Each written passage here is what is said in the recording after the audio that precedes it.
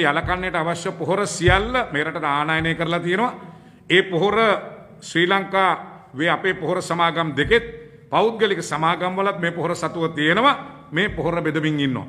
වී ගොවියන්ට කිසිදු බියක් ඇති කරගන්න අවශ්‍ය නැහැ. ගොවි ජන සේවා මධ්‍යස්ථානවලට යල කන්නයට අවශ්‍ය මෙට්‍රික් ටොන් 3,85,000 සියලුම ගොවි ජන සේවා මධ්‍යස්ථාන වලට යවලා තිනවා.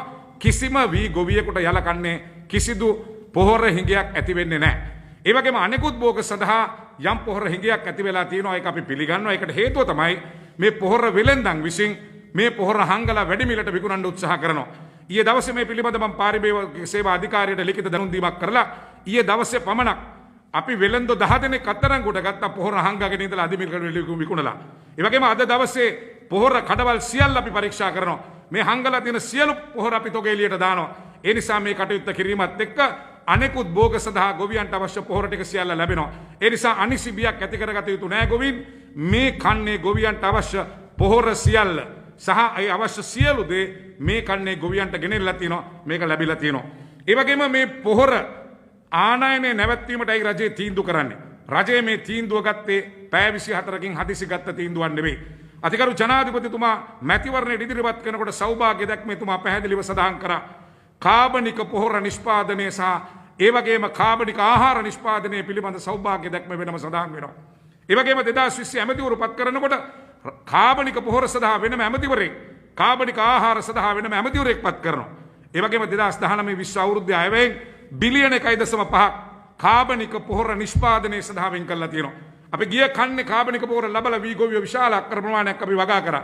මේ කන්නේ හෙක්ටයාර 1,44,000ක් වී ගොවියන්ට අපි කාබනික පොහොරලා දීලා අපි වගා කරලා තියෙනවා. ඒ නිසා මේකම අද ඊයේ ගත්ත තීන්දුවක් නෙවෙයි. තව පැත්තකින් ගත්තොත් මේ රටට පොහොර ආනයනය පිළිබඳ කතා කරොත් අපි 2015 මහින්ද රාජපක්ෂ ජනාධිපතිතුමාගේ ආණ්ඩුව කාලේ සානාධාරයත් එක්ක ලංකාවට පොහොර ගෙන්නලා තියෙනවා මෙට්‍රික් ටොන් 8,44,000ක්. රනිල් වික්‍රමසිංහ මහත්තයාගේ රජය පොහොර සහනාධාරය ඉවත් කරපු නිසා ගෙන්නලා තියෙන පොහොර ප්‍රමාණය මෙට්‍රික් ටොන් ලක්ෂ 4යි 2017 අවුරුද්දේ. ඒ කියන්නේ සහනාධාර දෙනකොට ගෙනාපු පොහොර වලින් 50%ක් අඩුව තමයි ගොවියෝ භාවිතා කරලා තියෙන්නේ. මොකද මිලට ගොවියන්ට පොහොර ගන්න වෙන නිසා. සහනාධාරය නිසා ගොවියන් 100% රසායනික පොහොර භාවිතා කරලා තියෙනවා. දැන් ගෝඨාභය රාජපක්ෂ මැතිතුමා නැවත පොහොර සහනාධාරය මේ රජය විසින් ආරම්භ කරපු නිසා 2021 අවුරුද්දේ මේ රටේ ජාතික පොහොර අවශ්‍යතාවය මිලියන 1.2යි. ඒ කියන්නේ 2017 අවුරුද්දේ ලක්ෂ 4යි 2021 අවුරුද්දේ ලක්ෂ 12යි. ඒ කියන්නේ 300කින් රසායනික පොහොර භාවිතය වැඩි වෙලා තියෙනවා ගොවියන්ගේ වෙන මොකුත් හින්දා නෙවෙයි ආණ්ඩුව නොමිලේ පොහොර දෙන එක නිසා. ඒ නිසා රසායනික පොහොර දැඩි ලෙස ගොවියෝ භාවිතා කරනවා, අධික ලෙස භාවිතා කරනවා. මේ නිසා මේ රටේ පිළිකා රෝගීන්, වකුගඩු රෝගීන්, අන්ධ රෝගීන්, ඒ වගේම තරුණ අයට බෝ වෙන රෝග ඇතුළු ගණනාවක් වෛද්‍ය විශේෂඥයන් විසින් පර්යේෂණ කරලා හඳුනාගෙන තියෙනවා. මේ සියල්ල සැලකිල්ලට අරගෙන තමයි රජය මෙවැනි තීන්දුවක් අරගෙන තියෙන්නේ. ඒ නිසා කෘෂිකර්ම ඇමතිවරයා හැටියට මට ගොවීන්ගේ වගකීම තියෙනවා. වෙලාවට ගොවීන්ගේ පොහොර ටික දෙන වගකීම මා වෙත පැවරලා තියෙනවා. ඒ නිසා අපි යලකන්නේ පොහොර ටික දුන්නා වගේම මහකන්නේ වෙනකොට අගෝස්තු වෙනකොට මේ රටට පොහොර ටික ගොවියාට ලබා දීමේ වගකීම අපි රජය ගන්නවා. ඒ නිසා අනිසි බියක් ඇති කරගන්න ඕනේ නැහැ. රටේ ආහාර සුරක්ෂිතභාවයේ වගකීම තියෙන්නේ අපිට. ඒ නිසා අපි ගොවියන්ට කිසිදු පාඩුවක් වෙන්න සිදු වෙන්නේ නැහැ. අපි කාබනික පොහොර වගා කරලා ගොවියට යම් අසාධාරණයක් වුණොත් ඒක අපි ගොවියට සහනාධාරයක් හැට හරි අපි දෙන්න අපි සූදානම්. ඒ නිසා අනිසි බියක් ඇති කරගත යුතු නැහැ.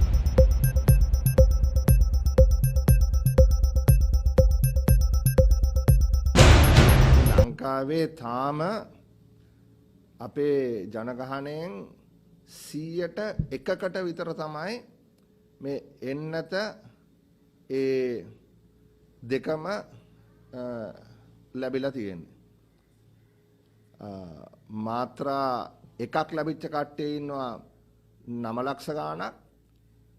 ඊයේ වෙනකොට මාත්‍රා දෙකම ලැබිච්ච කට්ටිය ඉන්නේ මම දන්නේ 2,30,000ක විතර ප්‍රමාණයක්. ඒ කියන්නේ 100%යි. මේ රට ලෝකේ ඉස්සෙල්ලාම මාත්‍රා දෙක ගහලා සියලුම දෙනාටම එන්නත් ලබා දෙනවායි කියපු ආණ්ඩුව 100%ක මාත්‍රා ගහලා දැන් දසාතේ කල්පනා කරනවා ඉදිරියේදී කොහොමද මේ වැඩේ අපි සාර්ථකව ඉවර කරගන්න කියලා. දැන් ඇස්ට්‍රාසෙනකා එන්නත ගහපු බොහෝ දෙනෙක්ට ලක්ෂ 6ක විතර ප්‍රමාණයකට දෙවන මාත්‍රාව නැතුව බොහොම කනස්සල්ලෙන් ඔවුන් ඉන්නවා. මොකක්ද අපි කරන්න කියලා නොයෙකුත් පුද්ගලයෝ නොයෙකුත් කතා කියනවා. ආණ්ඩුව ඇතුළෙම මත කිහිපයක් තියෙනවා. සමහරු කියනවා මොක මික්ස් කරන්න කියලා. සමහරු කියනවා මික්ස් කරන්න එපා කියලා. අසරණ ජනතාව බයෙන් ඉන්නවා. මොකද වෙන්නේ කියලා. මොකද ඉදිරිපත් කරන දත්තවලට අනුව දවසකට දැන් 25ක් අඩුම වශයෙන් මිය යදෙනවා. 2500ක් විතර කොරෝනා බෝ වෙලා කියලා දැනගන්න ලැබෙනවා. රට දැන් මේ සතියාන්තයේ ලොක්ඩවුන් කරලා ඊළඟට මොනවා වෙයිද කියලා කවුරුත් දන්නේ නැහැ. මේ රට මේ කොරෝනා පාලනය අත වශයෙන්ම සම්පූර්ණයෙන්ම වගකීම් රහිතව කරගෙන යන විදියට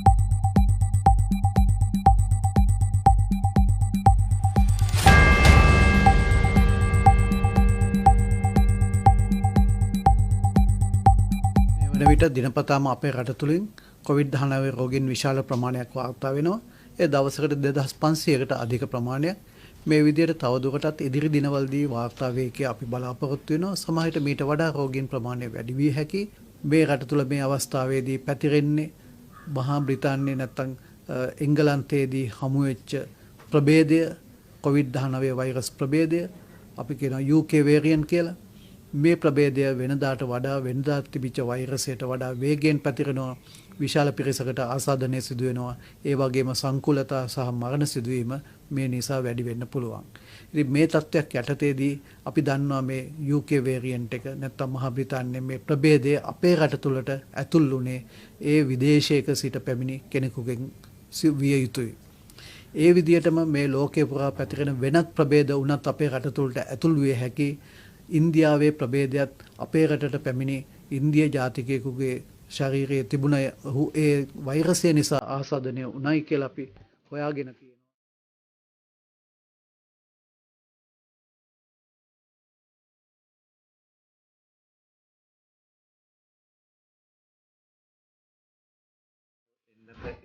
එන්නත් වර්ගයකිනුත් දෙවැනි එන්නත තවත් එන්නත් වර්ගයකිනුත් ලබා දීම පිළිබඳව ලෝකේ පුරා විවිධ පරීක්ෂණ කරලා තියෙනවා. ඒ සඳහා අවශ්‍ය ඒවායින් ලබාගත් දත්ත තියෙනවා. මේ පිළිබඳව සම්පූර්ණ නිගමනයකට එළඹීමට අපේ ඖෂධ නියාමන අධිකාරියත් ඒ වගේම මේ වසංගත රෝග පිළිබඳව තියෙන අපේ උපදේශක කමිටුවක් තියෙනවා. ඒ වගේම එහි විද්වත් කණ්ඩායමක් ඉන්නවා. ඒ අය විසින් මේක අධ්‍යයනය කරලා එහෙම අවශ්‍යතාවයක් පැන නගිනවා නම් ඒක දීමට සුදුසු බවට හරියටම සහතික කරන තෙක් එවැනි නිර්දේශයක් කෙරෙන්නේ නැහැ. හැබැයි මේ පිළිබඳව පරීක්ෂණ කරන බව නැවතත් අවධාරණය කරනවා. ඒ පිළිබඳව දත්ත ලැබිලා තියෙනවා. ඒක අධ්‍යයනය කරමින් තිබෙන බවත්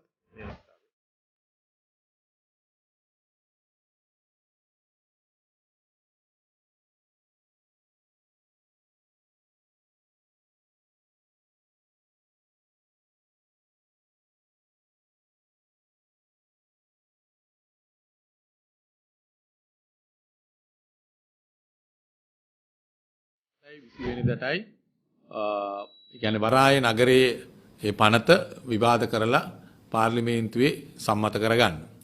එතකොට අද පේන දේ තමයි පළවෙනිම කාරණේ තමයි දැන් පාර්ලිමේන්තුවට විශේෂයෙන්ම ශ්‍රේෂ්ඨාධිකරණයේ විසින් මේ වරාය පනතේ තියෙන සමහර කරුණු කාරණාවල් පිළිබඳ කතානායකවරයා දැනුවත් කරලා තිබෙනවා. එතකොට දැන් කතානායකවරයා පාර්ලිමේන්තු මන්ත්‍රීවරුන්ට ශ්‍රේෂ්ඨාධිකරණය ලබා දීපු ඒ තීරණ අපිව දැනුවත් කරන්නේ එතුමා 18 වෙනි අඟහරුවාදා. ඊළඟට 19යි 20යි විවාදේ 20 හවස තීන්දුව කරලා තිබෙනවා සම්මත කරගන්න. ඡන්දයකට යන්න. දැන් මේකේ තියෙන පළවෙනිම දේ තමයි අපි දන්නවා ශ්‍රේෂ්ඨාධිකරණයට මේ පනත පිළිබඳව හොඟක් පාර්ශවය මූලික අයිතිවාසිකම් පෙත්සම් ඉදිරිපත් කළා. විශේෂයෙන්ම මේ පනත ආණ්ඩුක්‍රම ව්‍යවස්ථාවට පටහැනි කරුණු කාරණාවල් මේක තුල ගැබ් වෙලා තියෙනවා.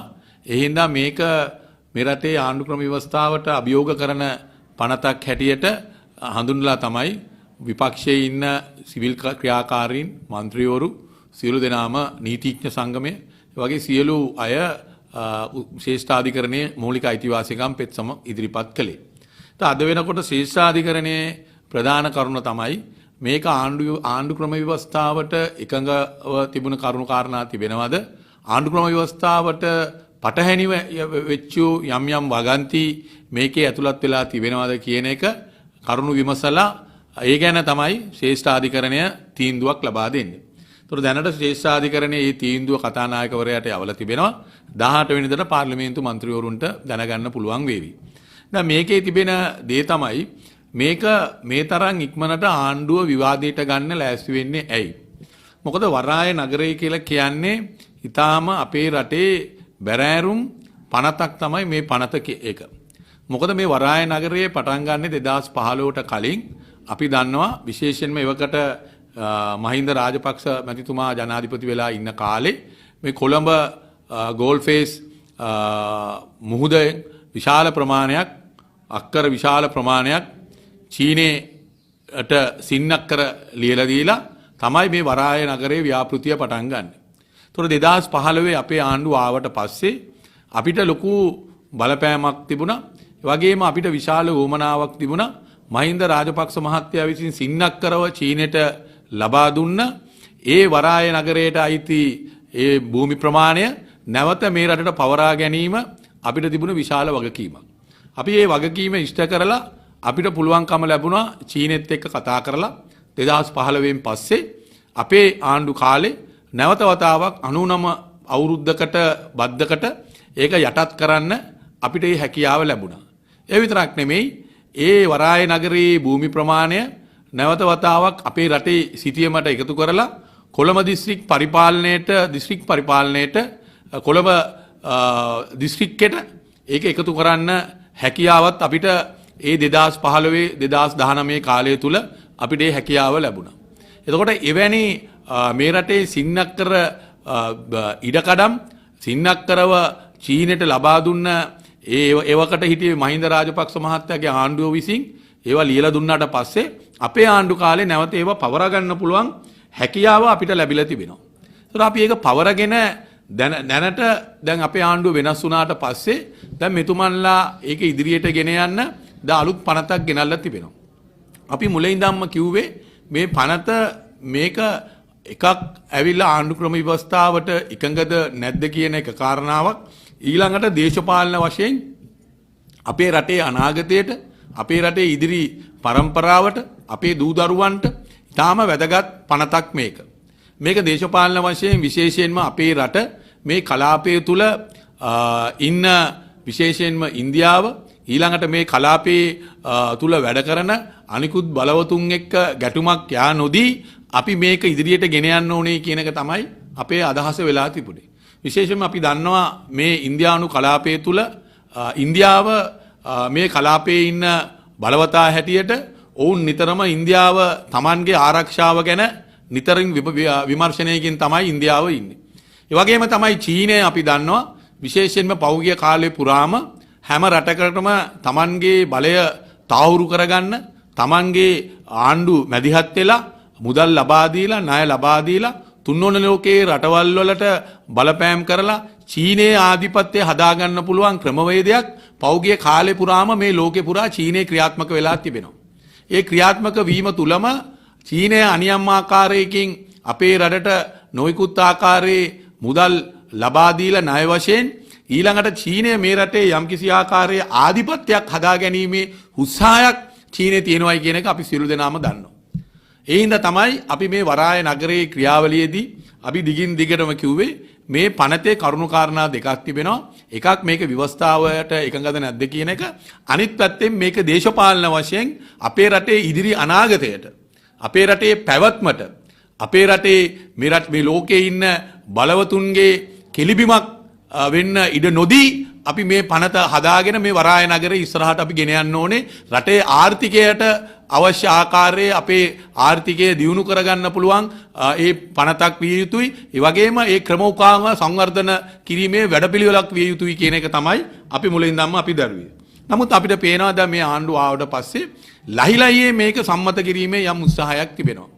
මොකද රාජපක්ෂලගේ ඉතිහාසය අපි අරගෙන බැලුවොත් හැමදාම චීනෙට තමන්ට ඕන විදියට චීනය මෙතනට ඇවිල්ලා වැඩ කරන්න පුළුවන්.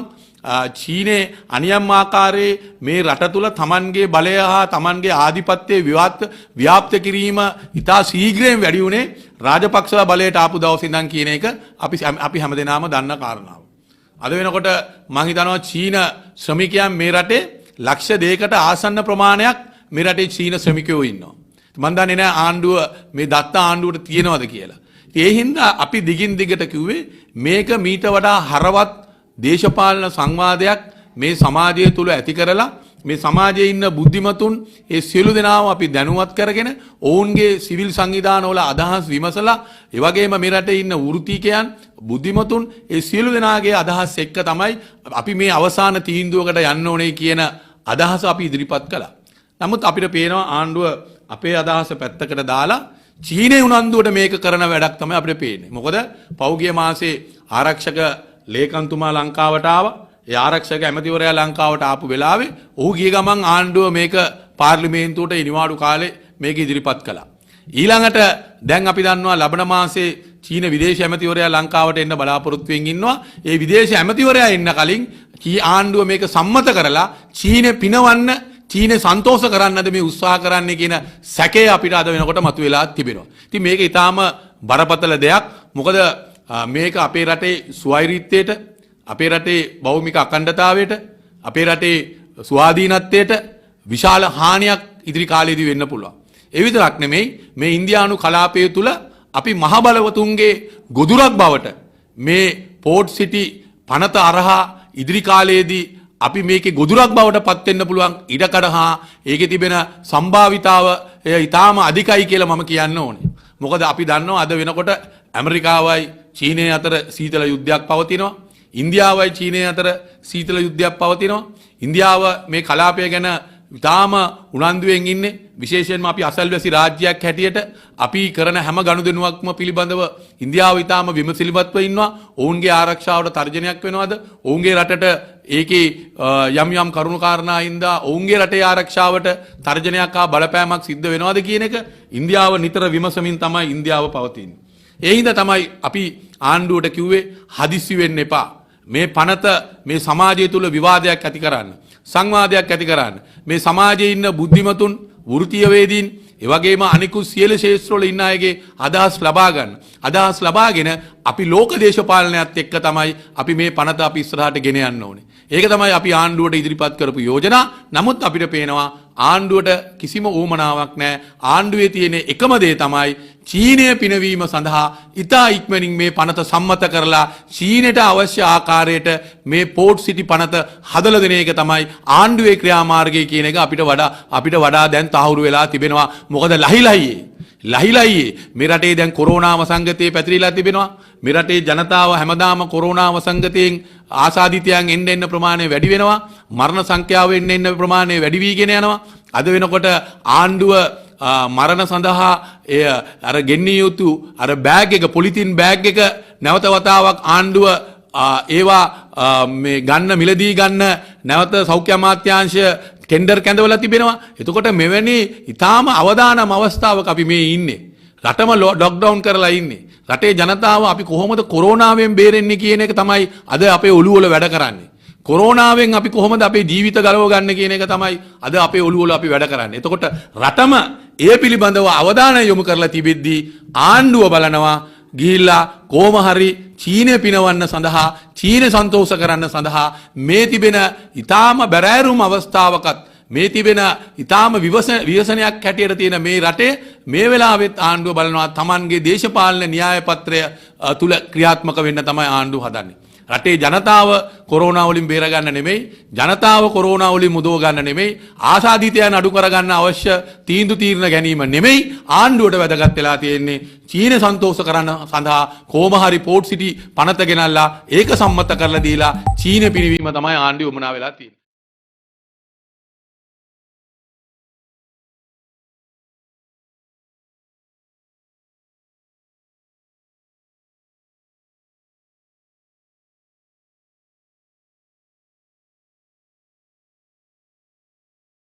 සඳහා දිනේ වෙනකොට නැවතත් සංචරණ සීමා ඉවත් වීමත් සමගම ජනතාව තමුන්ගේ කාර්යාල වලට යාම ඒ වගේම තමුන්ගේ එදිනෙදා කටයුතු වලට යන්න පිටත් වෙන්න ඉඩ තියෙනවා. එතකොට නැවතත් මේ වගේ තදබදයක් ඇතිවීමේ හැකියාව තියෙනවා. ඒක ඊතරම්ම සුබදායී කටයුත්තක් නෙවෙයි. ඒ හින්දා සංචාරන සීමා යම්කිසි ආකාරයකින් මාර්ගෝපදේශයන්ට අනුකූලව කටයුතු නොකළොත් මේ පවත්වපු සංචාරන සීමාවලත් ප්‍රතිඵලය අපිට ලබා ගැනීමේ අපහසුතාවයක් තියෙනවා. අද දිනේ වෙනකොට අපිට වාර්තා වෙනවා පළවෙනි වතාවට 30 සීමාව ඉක්මවා යනවා මෙහි ලංකාවේ මියගිය ගන්න දිනකට 30ක් කියන එක ඉතා විශාල සංඛ්‍යාවක්. ඊටම අවාසනාවන්ත තත්වයක්. ඒ හින්දා අපි බලාපොරොත්තු වෙනවා මේ වෙනකොට රටේ දැනට තියෙන ක්‍රමවේදයන් හරහා හෝ මේ මරණ සංඛ්‍යාව පාලනය කිරීමට ඒ වගේම අපගේ රෝග ව්‍යාප්තිය පාලනය කිරීමට අපි තවදුරටත් තීව්‍රව කටයුතු කළ යුතුයි කියන එක. ඒ සම්බන්ධයෙන් පහුගිය කාල සීමාවේදී යම් අඩුපාඩුකම් සිද්ධ වුණා කියන එක අපි පැහැදිලිව පේන්න තිබ්බා. යම් දත්ත ලබා ගැනීම අපහසුතාව තිබ්බා. ඒ හින්දා රජයේ වෛද්‍ය නිලධාරීන්ගේ සංගමයේ තීරණය කෙරුවා ඒ දත්ත රැස් කිරීමේ සහ ඒක සම්බන්ධීකරණ මේ කොවිඩ් කළමනාකරණය සම්බන්ධීකිරීමේ ඒකකයක් පිටවන්න. ඒ ඒකකය හරහා මේ වෙනකොට අපි අපගේ සමිතිශාඛා හරහා විවිධ දත්ත රැස් කරමින් පවතිනවා. රට පුරා තියෙන රෝහල් වල තත්ත්වය, ඒ වගේම ඖෂධ වල තත්ත්වය, ඔක්සිජන් වල තත්ත්වය සහ රෝගීන් වාර්තා වීම සම්බන්ධයෙන් අපි මේ වෙනකොට දත්ත රැස් කරමින් පවතිනවා. ඊයේ දිනේ වෙනකොට අපිට ලැබිච්ච වාර්තා අනුව ගම්පහ ප්‍රදේශයේ ඉතාමත්ම ශීඝ්‍ර ව්‍යාප්තියක් සිද්ධ වෙන බවට පේන්න තිබ්බා. ගම්පහ ප්‍රදේශයේ සෑම පළාතකින්ම ගත්තාම රෝගීන්ගේ වාර්තා වීමේ වැඩි බවක් අපිට පේන්න තිබ්බා. ඒකට හේතුව තමයි මේ රෝගයේ ශීඝ්‍ර ව්‍යාප්තිය. ඉතින් ඒ හින්දා අපි බලාපොරොත්තු වෙනවා ගම්පහ කියන ප්‍රදේශයේ වගේම කටුනායක මේ ගම්පහ දිස්ත්‍රික්කයේ තුලම කටුනායක කියන ප්‍රදේශවල ඒ වගේම ඊට බාහිරව තියෙන අනිකුත් ප්‍රදේශවල ගත්තාම බරපතල ලෙස රෝග ව්‍යාප්තියක් අපි ඊයේ දිනේදී නිරීක්ෂණය කර ලැබුවා. ඉතින් කොළඹ දිස්ත්‍රික්කෙත් අපි හිතනවා ඒ හා සමානවම ඇති කියලා. නමුත් අපි වාර්තා අනුව බලාපොරොත්තු වෙනවා ඉදිරියේදී මේ ප්‍රක්ෂේපණයන් කරන්න සහ මේ ප්‍රක්ෂේපණයන් හරහා රෝග නිවාරණය සහ වළක්වා ගැනීම කියන මේ කටයුතු තීව්‍ර කිරීම සඳහා අවශ්‍ය ක්‍රියාමාර්ග ගන්න. ජනතාව හැටියට මේ වෙලාවේ ඊ타මත්ම කල්පනාකාරී විය යුතුයි. සඳුදා දිනය සහ ඒ සතිය ඇතුළතදී කටයුතු කරන්න කොහොමද කියලා. මොකද දින 3කට පස්සේ මිනිස්සු වෙළඳ පොළවල් වලට යන්න පුළුවන්. එතකොට මිනිස්සු කාර්යාල වලට යන්න පුළුවන්. ඒ කාලය තුලදී පුළුවන් තරම් දුරස්ථභාවය ඇති කර ගැනීමටත් ඒ වගේම මුඛාවරණ නිවැරදි ලෙස පැළඳීමටත් ඒ වගේම අනෙකුත් අපි දීලා තියෙන සෞඛ්‍ය පුරුදු හරියාකාරව පවත්වා ගැනීමටත් කටයුතු කරන ලෙස කාර්මිකව ඉල්ලා සිටිනවා. එහෙමුනේ නැත්නම් මේ රෝග ව්‍යාප්තිය කියන එක සාමාන්‍ය පරිදි අපිට වෙනදා කිව්ව විදිහට අපිට පාලනය කරගන්න බැරි වේවි. ඒ සඳහා විශේෂ අවධානයක් මේ වෙලාවේ අවශ්‍යයි. ඒ වගේම එන්නත් කරන වැඩපිළිවෙල සාර්ථකව සිද්ධ වෙමින් පවතිනවා. එන්නත් කිරීමේ දැනට ලැබිලා තියෙන එන්නත් ජනතාව අතර බෙදා දීමේ නැත්නම් ජනතාවට ලබා දීමේ කටයුතු ඊටම යොසුලෝ සිද්ධ වෙනවා. නමුත් තවත් එන්නත් ඔග ලැබිය යුතුයි. ඒ ලැබීම සම්බන්ධයෙන් අපි බලාපොරොත්තු වෙනවා. රජයේ ඊටමත් මේ ඉක්මනින් කඩිනම් පියවර අරගෙන මේ එන්නත් ලබා දීමේ වැඩපිළිවෙල ක්‍රියාත්මක කරයි කියන එක. මොකද ඒ එන්නත් කිරීමේ වැදගත්කම අපි මුල සිටම පහදලා දුන්නා මේ රෝග ව්‍යාප්තිය වැළැක්වීම සඳහා. ඒ හින්දා අපි බලාපොරොත්තු වෙනවා රජයේ පාර්ශවයෙන්ුත් ඒ වගේම ජනතාවගේ පාර්ශවයෙන්ුත් සෞඛ්‍ය අංශවලුත් මේ තියෙන සියලුම පාර්ශව තුනම එකතු කරගෙන මේ රෝගයෙන් කොයි මාරි ජයග්‍රහණය කරන්න. මොකද අද දිනේ වෙනකොට අපිට 30ක් කියන්නේ දවස් 10කට 300ක් කියන එක. ඉතින් ඊටාත්ම නරක සංඛ්‍යාවක්. අපි බලාපොරොත්තු වෙනවා මේ සංඛ්‍යාව කුමන හෝ ආකාරයකින් ඊටාත්ම පහළ මට්ටමකට ගේන්න කොවිඩ් රෝගීන් මේ යන සංඛ්‍යාව ඊ타මත්ම ශීඝ්‍ර ලෙස අඩු කිරීමට අවශ්‍ය ක්‍රියාමාර්ග ගැනීමට අපි සෞඛ්‍ය සේවකයෝ හැටියටත් වෛද්‍යවරු හැටියටත් අපි යොසුලෝ කටයුතු කරනවා. ජනතාවගේ ලැබිය යුතු සහයෝගය ඒ ආකාරයෙන්ම අපි